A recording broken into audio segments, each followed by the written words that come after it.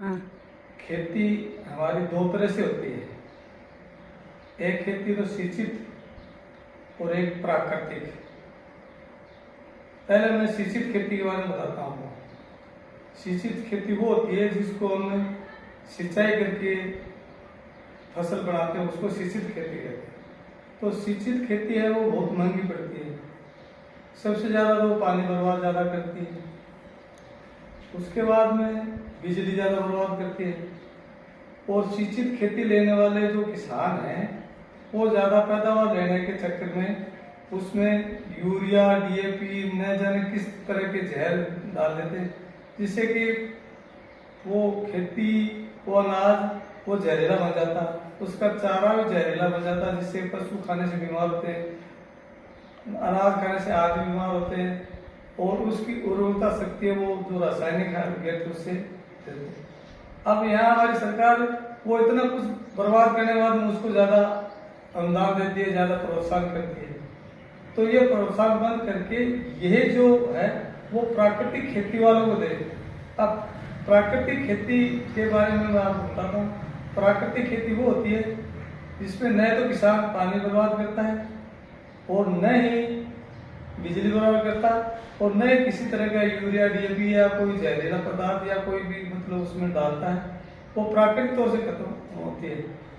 तो उसमें न खर्चा होता न होता, उसका अनाज होता वो पौष्टिक होता आदमी खाने के लिए, और उसका चारा है वो भी पौष्टिक होता है। और प्राकृतिक खेती करने के साथ साथ हमारी जो सब्जियां होती है वो प्राकृतिक तौर से होती है, जैसे टिंडसी, लोया, काकड़िया, गुआर की फली, चूला की फली, ये इतनी सारी होती है जो प्राकृतिक तौर से वो खाने में भी भरपूर से होती है और सस्ती बनती है। इसलिए मेरा सरकार से निवेदन है कि सिंचित खेती वालों को कम अनुदान दो और जो प्राकृतिक खेती करता है उसको अनुदान ज्यादा मिलना चाहिए, उसको क्लेम ज्यादा मिलना चाहिए, उसको किसान सम्मान निधि डबल मिलनी चाहिए, उसको सारी चीजें मतलब ज्यादा होनी चाहिए। और वो जो प्राकृतिक खेती करना वो एक और सेवा करता है, वो अपने खेत के ज्यादा कंटीले तार और भी नहीं लगाता, जबकि सिंचित खेती वाले उसके तार कटीला लगा देते हैं और वो तार के साथ साथ में उसके बिजली का एक नंगा तार लगा देते हैं, तो वो नंगा तार से करंट छोड़ देते हैं। अब यहाँ बेचारे पशु बेजुबान जानवर है वो भूल से वहां चले जाते हैं, वन्य प्राणी चले जाते हैं।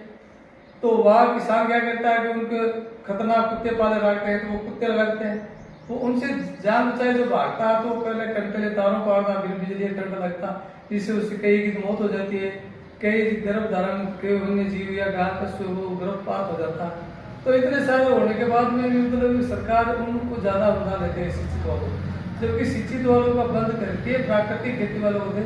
प्राकृतिक खेती करने वाले न तार लगाते न करंट लगाते, वहाँ पशु भी चलता तो अपने भूख मिटाता, वन्य जीव भी वहाँ भूख मिटाते, वहाँ खेलते वो भी खेलते। तो इसलिए प्राकृतिक खेती को बढ़ावा तभी मिलेगा, यहाँ फोटो खींचने से या कुछ करने से या बड़े नेताओं से फोटो खींचने से बात नहीं बनेगी। वो तभी मिलेगा जब आप उस पर अनुदान ज्यादा मिलेगा, उस पर केसीसी लोन ज्यादा मिलेगा, उसके ऊपर प्रधानमंत्री सम्मान निधि ज्यादा मिलेगी, उस पर जो भी फसल बीमा का क्लेम वो ज्यादा मिलेगा, तो प्राकृतिक खेती को बढ़ावा मिलेगा। जय जवान, जय किसान, जय मजदूर, जय सभी भारतीय महिला कर्मी जो प्राकृतिक खेती को बढ़ावा देती है, हमारे घर को संभालती है, खेतों को संभालती है और हमें बढ़िया बढ़िया सब्जी बनाकर पाते हैं, जैसे गुआर की फली, टिंडसी, लोया, काचरा, और उनकी एक सुकेड़ी बनाते हैं जैसे सांगरी है, तो उनके जैसे सांगरी तो सुखी हुई मतलब 2000 रुपये के लिए मार्केट में मिलती है। तो इतने सारी सेवा करने वाली गृहिणी को हमें उसका मार्केट वैल्यू भी ज्यादा बढ़ाना चाहिए। जैसे मान लो अभी सरकार ने 1000 रुपया माना रोजगार, तो 1000 रुपये मान के उसका 2000 रुपया रोज का उसका मानना चाहिए। 2000 रुपये की सेवा वो डेली मतलब करती है।